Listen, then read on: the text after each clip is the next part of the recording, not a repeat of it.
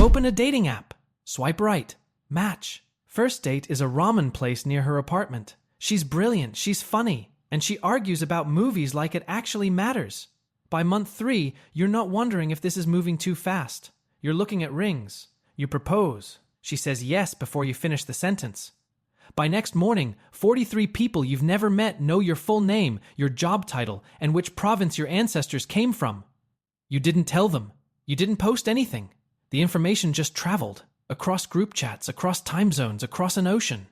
Her mom made one phone call and the network did the rest. You thought you were marrying one person. You were. 3 days later, you're standing in her parents' apartment for what she called a small family dinner.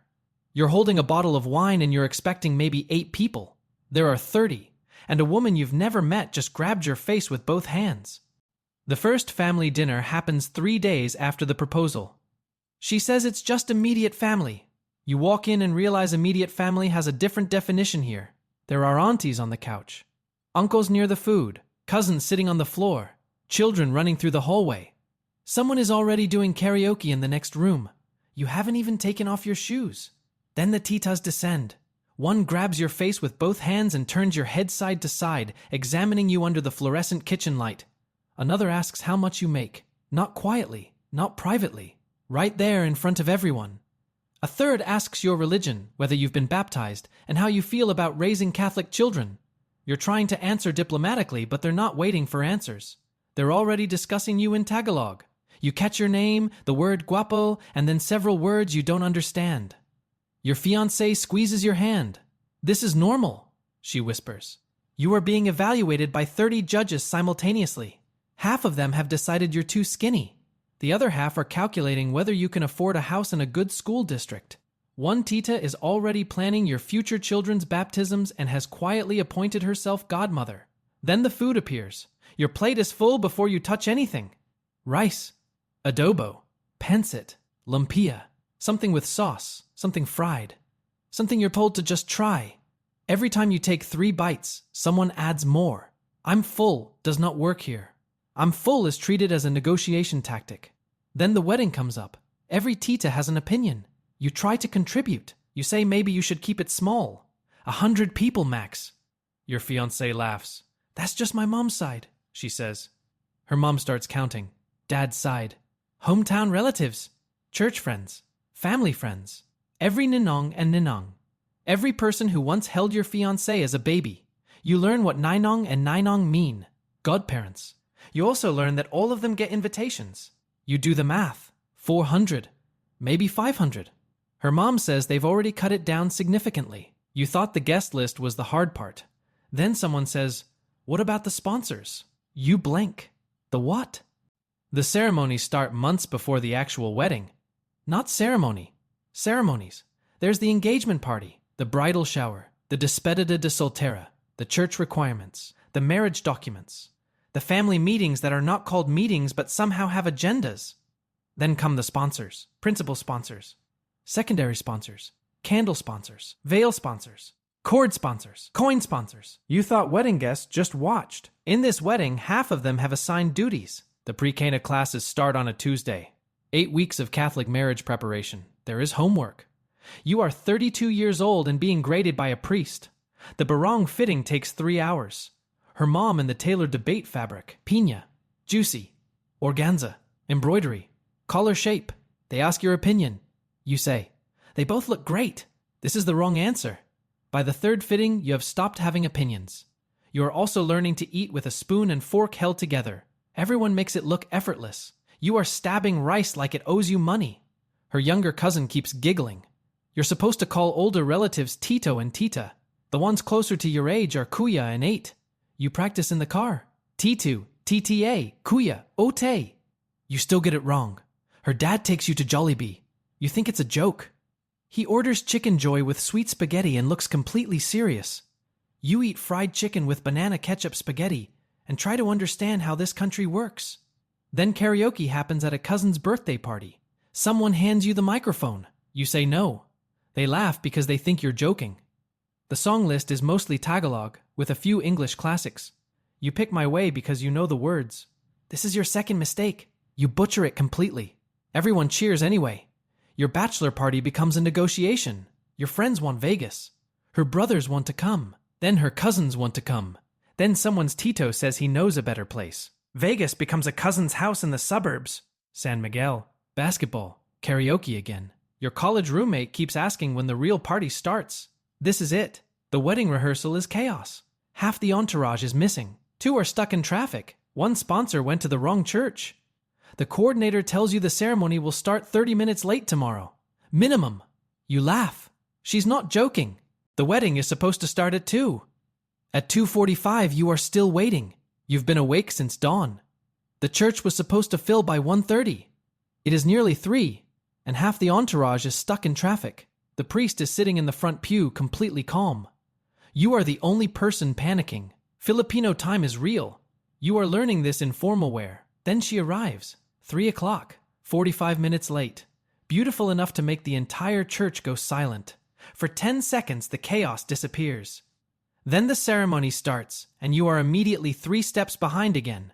The mass is 90 minutes. Standing, sitting, kneeling, responding, singing, standing again. You don't know which comes next. The groomsmen are giving you signals. You are following them like you're learning choreography during the actual performance. The priest's homily is about family, duty, sacrifice, faith, patience, multi-generational obligations. You are not just marrying each other, he says. You are joining families. You nod. You also realize you signed up for more than you understood. Then come the Filipino wedding traditions, the candles, the veil, the cord, the coins. Each sponsor walks up like they have trained for this moment. Someone lights candles beside you. Someone drapes a veil over your shoulders. Someone places a cord around you both. Someone hands you coins that symbolize responsibility, prosperity, and a future you suddenly feel wildly underqualified to manage. 500 people are watching. You miss a cue. You are supposed to kneel. You are still standing. An auntie in the front row shakes her head. Your fiancé, your wife, now squeezes your hand. Then she leans close and whispers 2 words. Asawa ko, my spouse. You don't fully understand the grammar. You understand the meaning. You're married. Actually married. The incense is thick. The church is hot. Your knees hurt. You still don't know what response you're supposed to say next. But she is smiling at you, not the photo smile, the real one. And for the first time all day, you stop trying to keep up. This is why you're here. The ceremony ends. You walk back down the aisle together. 500 people cheer like you just won a championship. Someone says the reception starts in an hour. You think maybe you'll get a break. Then you remember. This is a Filipino wedding. The reception does not end when the program ends. It ends when the last uncle gives up the microphone. The reception starts with a choreographed entrance dance you learned last week and forgot this morning.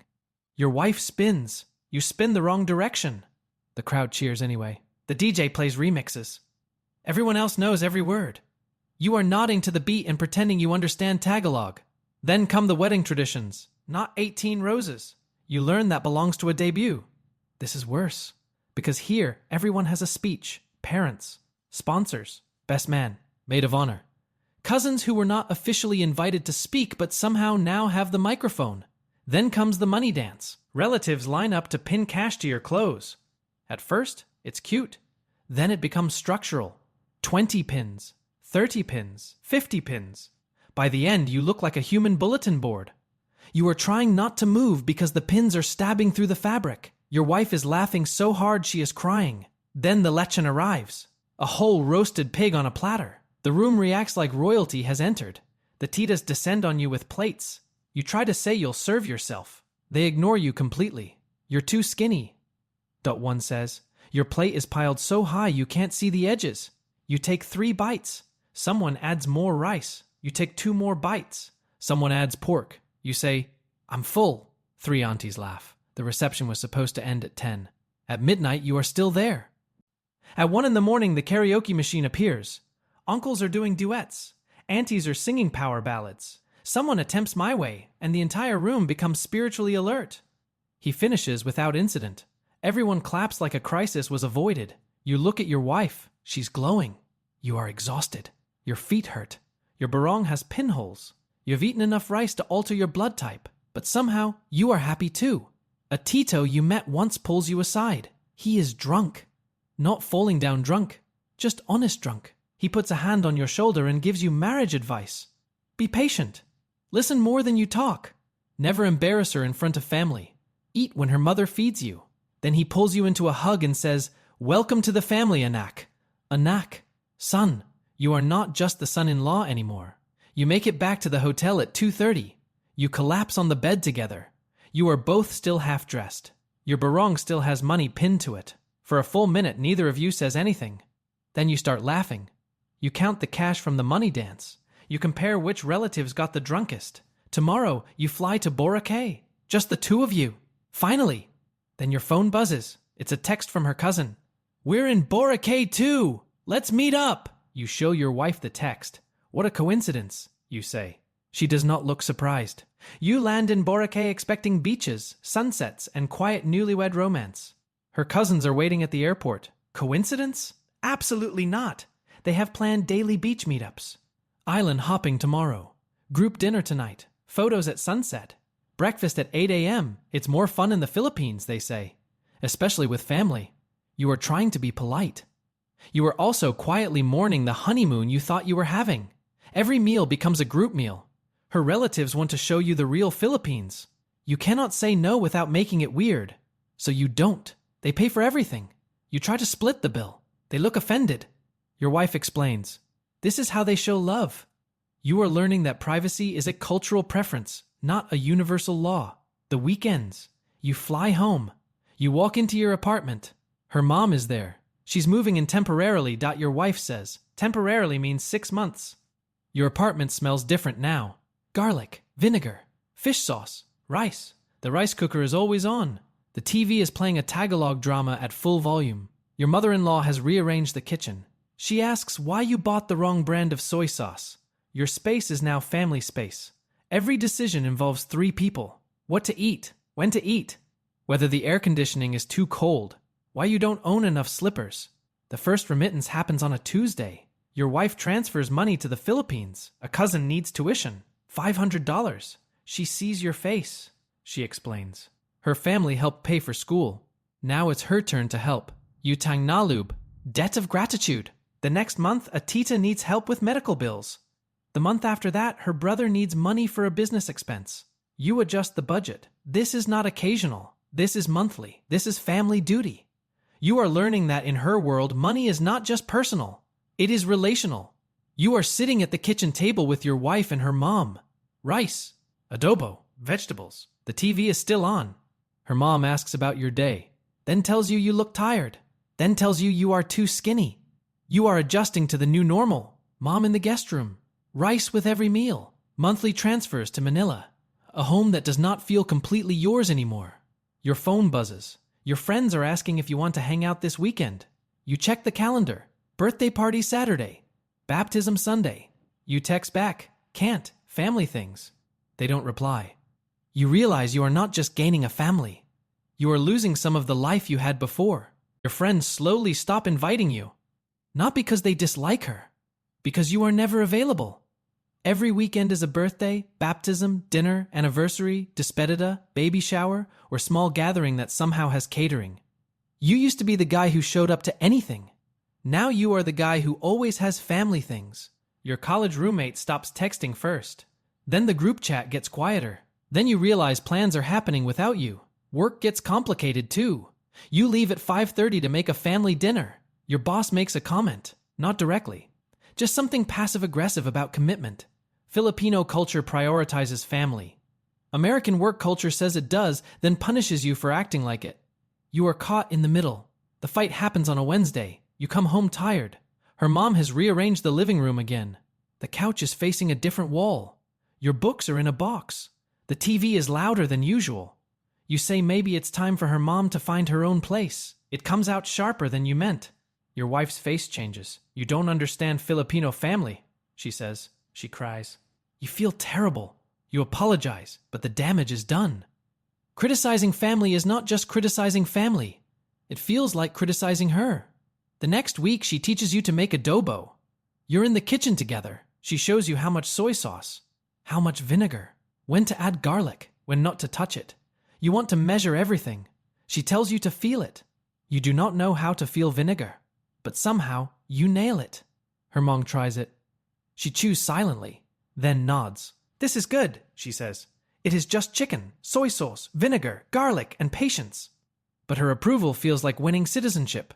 You discover the gossip network by accident. You get promoted at work. You tell your wife. 2 days later, her tita in Manila comments on Facebook, "Congrats, anak. So proud. You never posted anything. The family network is faster than the internet. Everything you do gets reported. Sunday morning, you are cooking pancit together. Her mom is watching TV in the next room. Your wife is singing along to a Tagalog song. You do not know the words, but you hum along anyway. Then something strange happens. You realize you are happy, not pretending, not tolerating, actually happy. 6 months ago, this felt like an invasion. Now it feels like Sunday. You are humming to a song you don't understand, and it does not feel strange anymore. But you still don't know if you can do this forever. Year 2 will answer that. Year 2 hits different. You stop thinking before saying po and opo. You know which relatives to avoid at parties. You know which auntie gives the best gossip. You know not to arrive exactly on time unless it's church, the airport, or immigration. You start craving adobo when you're stressed. You eat rice with almost everything. Your friends notice. They ask why you're eating rice with pizza. You say, it just feels right. Your taste buds have recalibrated. You add fish sauce to things. You judge other people's lumpia. You have opinions about soy sauce brands now. You understand Tagalog conversations. Not all of it, but enough. Enough to know when they're talking about you. Enough to laugh before your wife translates. Enough to answer sometimes and scare everyone. Filipinisms slip into your English. Just put it there na lang. We can go later na. It's okay, Sobra. You do not even notice anymore. At a family party, someone hands you the microphone. This time, you don't panic. You pick a Tagalog song. A safe one. You do not nail it. But you survive. The room cheers anyway. Her tito pulls you aside afterward. You're Filipino na, he says. You laugh. But part of you believes him. Then everything changes. Your wife gets a job offer. Across the country. Better pay. Better title. The kind of role she has been working toward for years. But it means leaving her family. She is willing to turn it down. We can stay, she says. You know what staying would mean. Her parents nearby. Her mom's cooking. Sunday lunches. Birthday parties. The whole loud, crowded life you have finally learned how to live in. But you also know what turning it down would cost her. So you tell her she's taking the job. You'll follow her. Not because you have to. Because you want to. The conversation with her parents happens at their kitchen table. It is long. It is emotional, her mom cries. Her dad stays quiet for a long time. They are sad, but they are proud. Her dad looks at you and says he knows you'll take care of her. He calls you anak. Not as a joke. Not because he's drunk. Just naturally. The packing takes weeks. You fill balikbayan boxes for the family. You know what everyone wants. Spam. Corned beef. Chocolates. Vitamins. Lotion. Shoes. Specific snacks from specific stores. The airport goodbye is brutal. Everyone cries. Her mom holds her for 5 minutes straight. Her dad shakes your hand, then pulls you into a hug. You get on the plane. You are holding your wife's hand. You are starting over. The new city is overwhelming. But within a week, you find the Filipino community. She needs it. And this time, you understand why. You go to the potlucks, the Christmas parties, the simbang gabay dinners, the birthday lunches where no one knows who invited half the people. This is her community. Then slowly it becomes yours too. You are building something new, something that honors both of you. But a part of you still wonders if you have truly earned your place. 3 years in, you finally get your answer. 3 years in, you are on a video call with her family in the Philippines. They ask when you are visiting. You say, we're coming for Christmas. The we is automatic now. You are celebrating Noche Buena with the Filipino community you found. Midnight feast. Karaoke. Kids asleep on couches. Aunties packing leftovers before dessert is even finished. You know everyone's names. You know who is actually related and who is just called cousin because explaining it takes too long. You are not the outsider anymore. Your Tagalog is better. Not fluent, but functional. You can survive a family dinner without translation. You can understand jokes. You can tell when someone is being dramatic. Sometimes you dream in Tagalog. There is a family party. Someone hands you the microphone. This time, you don't wait to be forced. You volunteer. You pick a Tagalog song. Not an easy one. You do not sing it perfectly, but you sing it with confidence. The room explodes. One tita is crying. Your wife watches from across the room. She is smiling. The real smile.